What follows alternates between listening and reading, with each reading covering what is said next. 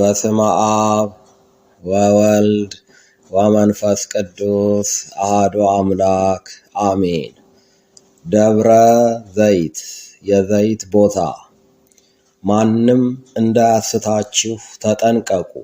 የማቴዎስ ወንጌል ምዕራፍ 24 ከቁጥር 1 እስከ ፍጻሜ ምዕራፍ።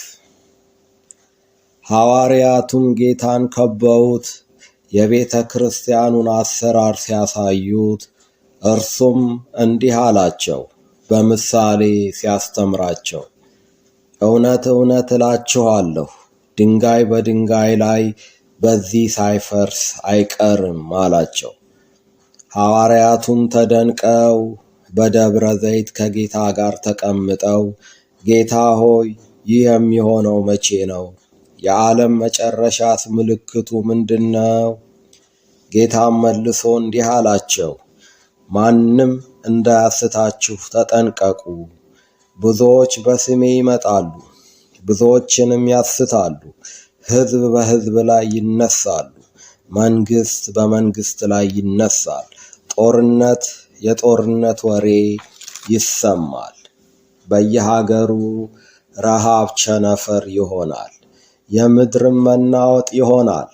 እናንተንም አሳልፈው ይሰጧችኋል፣ በመከራም ይገድሏችኋል። ስለ ስሜም ሲባል ሰዎች ሁሉ ይጠሏችኋል። ብዙዎችም ሃይማኖት ይለውጣሉ፣ እርስ በርስ ተላልፈው ይሰጣጣሉ። ሐሰተኛ ነቢያት ይነሳሉ፣ ብዙዎችንም ያስታሉ። አመፃም ይበዛል፣ ፍቅር ይጠፋል። እስከ መጨረሻ በጽናት የሚያይል እርሱ ግን ይድናል። ምስክር ይሆን ዘንድ ይህ የመንግሥት ወንጌል በዓለም ሁሉ ይሰበካል። ያን ጊዜም የዓለም ፍጻሜ ይሆናል። እንግዲህ በነቢዩ በዳንኤል የተባለውን የጥፋትን ርኩሰት ምልክት በተቀደሰ ቦታ ቆሞ ባያችሁት ጊዜ አንባቢው ያስተውል። ይቆየን።